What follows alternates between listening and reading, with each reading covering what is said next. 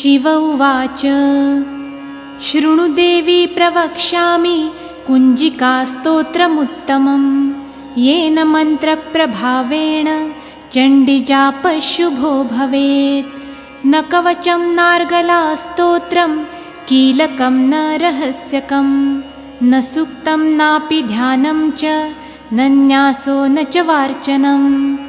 कुञ्जिकापाठमात्रेण दुर्गापाठफलं लभेत् अतिगुह्यतरं देवी देवानामपि दुर्लभं।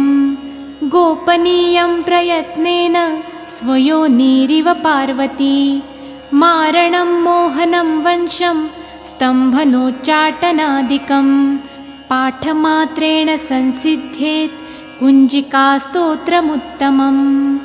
अथ मन्त्रः ॐ ऐं ह्रीं क्लीं चामुण्डायै विच्चे ॐ ग्लौं हुं क्लीं जुं सः ज्वालय ज्वालय ज्वल ज्वल प्रज्वल प्रज्वल।